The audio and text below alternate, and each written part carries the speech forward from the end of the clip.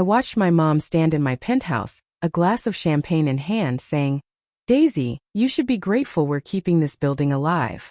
They had no idea I owned the entire $2.3 million building they were partying in. Before I dive deeper, hit like, subscribe, and share. Because what happens next will make you rethink the meaning of family loyalty forever. That evening, stepping into the lobby, I froze. My family, the same people who once called me a failure, had turned my building into a full-blown celebration. Balloons, booming music, and a massive banner reading, "Family Celebration," hosted by the Tours. The same family who hadn't even bothered to visit me when I was struggling in a tiny apartment. My cousin Blake appeared, smirking. "Well, look who finally showed up. Don't worry, Daisy. We cleaned everything up. You wouldn't want your little rental job to get in trouble, right?" Rental job. That's what they still assumed I had, managing apartments for someone else. They didn't know that 2 years ago, after my tech startup took off, I quietly purchased the entire building. Then Aunt Linda raised her glass. "We're so excited to celebrate our new tradition, our home away from home." I almost laughed. Celebrating in my building as if it were theirs by right. I could have yelled the truth right then, but instead I smiled. I had a better plan. "Enjoy the evening," I said softly. "It's going to be unforgettable." Ryan, my brother, snorted. "Unforgettable? Please. You're just lucky we let you in." He didn't notice my property manager texting me, "Ready when you are." While they danced and boasted about their building, I slipped quietly into the control room. One click and all the lights dimmed. The music cut out. The projector flickered on, displaying the building's title deed. My name in bold, Daisy Taylor, owner. Silence swallowed the room. Their smiles froze. My mother's glass slipped and shattered. I picked up the mic. "Welcome to my building. Now let's talk about rent." Dead silence. The fizz of champagne seemed deafening. My uncle's fake grin cracked first. This has to be a joke," he stammered.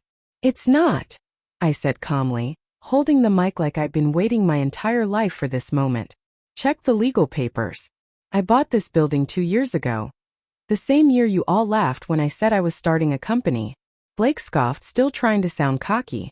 "Come on, Daisy, you couldn't even afford a car back then." I smiled. "You're right. I couldn't, because I sold everything I owned to fund my software idea. The one you said would fail. The same one just acquired by a Fortune 500 company." Eyes widened one by one. You could feel the tension crackling like a storm about to hit. Mom's face went pale. You really own this?" she whispered.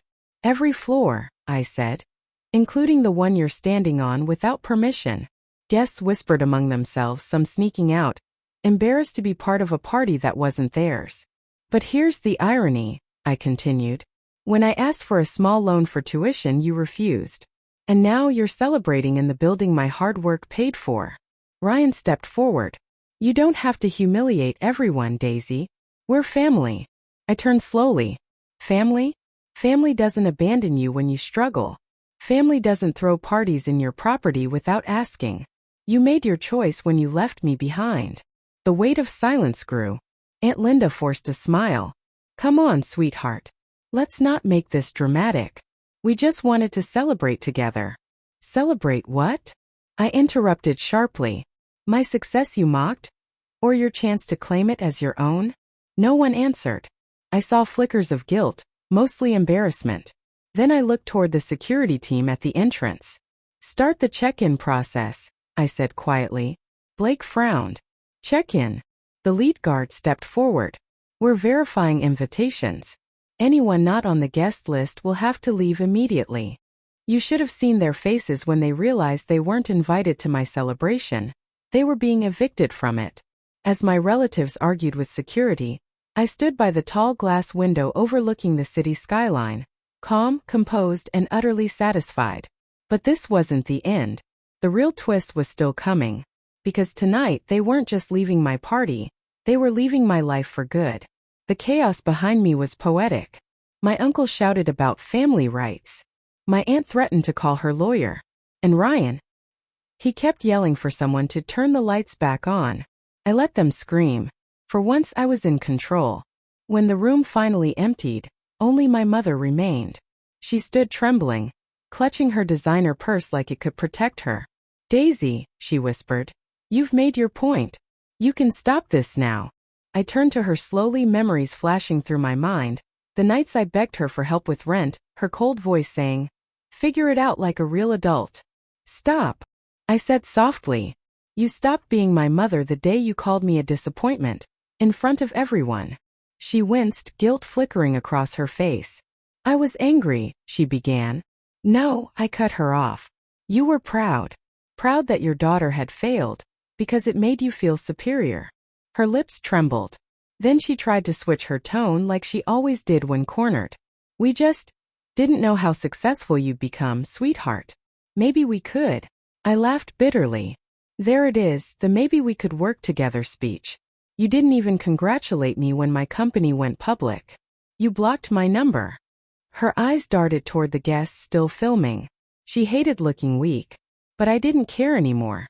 "You all wanted to treat me like the failure of the family," I said, voice steady. "So I let you. I worked in silence. Saved every cent, built my company.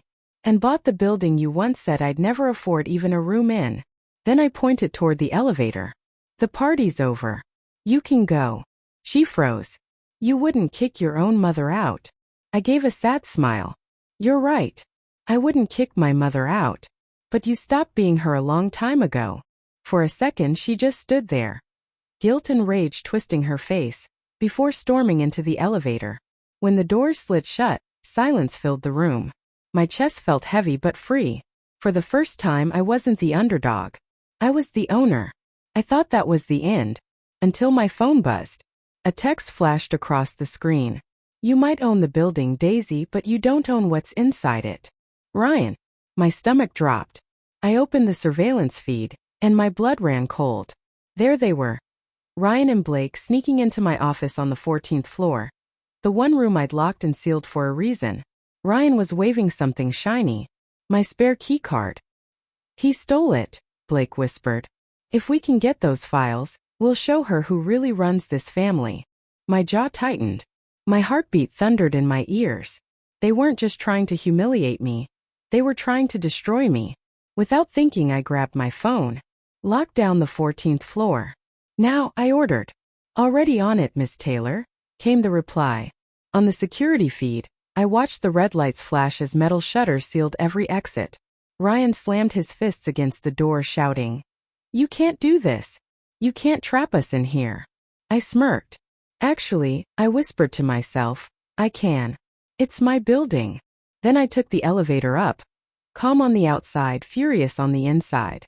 When the doors opened, the two of them looked like caged animals.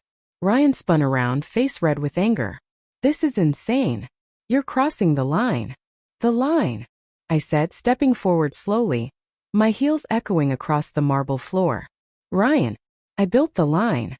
You broke into my office, swiped my key card, and tried to take from me again. That's not just crossing a line, Ryan. That's your true self." Blake tried to smooth things over. "Come on, Daisy, we didn't mean any harm. We were just curious." I raised an eyebrow, my patience thinning. "Curious enough to copy my company files?" Both of them went pale. I picked up one of the drives from my desk and held it high. "This," I said, voice steady, "is every late night, every rejection, every tear I shed to build this empire. And you tried to steal it." Ryan's face twisted in desperation. "Please, Daisy, don't make this bigger than it is. We're family." I let out a bitter laugh. "Family? You keep throwing that word around like it carries weight. Family doesn't break in and try to take everything when I finally made it." I pressed the intercom. "Security, escort them out. And make sure they never step foot in this building again. Not for mail. Not for anything." As the guards led them away, Ryan shouted, "You think this is over, Daisy? You haven't seen the last of us." I whispered under my breath, "It never is with people like you." The doors clicked shut, and I sank into my chair, letting out a shaky breath. For the first time in years, I felt in control. Until my assistant rushed in, eyes wide and face pale. "Daisy, you need to see this. Your family just went live on social media. They're telling everyone you stole the building from them." My eyes narrowed. So they wanted war. Fine. Within the hour, my phone exploded with notifications. My name trending, messages pouring in. People were asking if I had really taken a $2.3 million building from my own family. They had staged fake cries, twisted the truth, painted me as greedy. Ryan's voice rang from one of the clips. We built this together, and Daisy kicked us out like trash. She doesn't deserve any of this. My chest tightened, not from guilt, but from disbelief at how far they would sink. But they didn't know I had evidence. Every insult, every fake apology, every second of their break-ins had been recorded by the building cameras. So instead of defending myself online, I uploaded a single video titled, "The Truth They Didn't Want You to See." The clip showed it all: the party, my reveal of the building's ownership, and Ryan and Blake caught in the act. No dramatic music. No commentary. Just the raw, undeniable truth, time-stamped. Within minutes, the comments flipped. Wow, she built it all herself. They're just bitter. By morning, news outlets were covering the story. My company shares even climbed. People respected the calm, smart way I handled it. Later that day, Ryan called, his voice cracking. Can we talk? You embarrassed us publicly. I almost laughed. No, Ryan. You embarrassed yourselves. I just showed the world the truth. Before he could say more, I ended the call and blocked him. Finally, no guilt, no second-guessing, just peace. A week later, the building was quiet again. I threw a celebration not for them but for me, a reminder of how far I'd come. As I gazed out at the city lights, my best friend Mia raised her glass. Do you ever wish they had supported you back then? I smiled faintly. No. If they had, I wouldn't be this strong. She clinked her glass with mine. To building your own family? To turning every insult into real estate, I replied. Outside, the city shimmered against the glass. 4 years I had been the joke, the broke dreamer, the failure at the table. Now I owned the table, the room, the building. And for the first time, I needed no one's approval. Only their silence.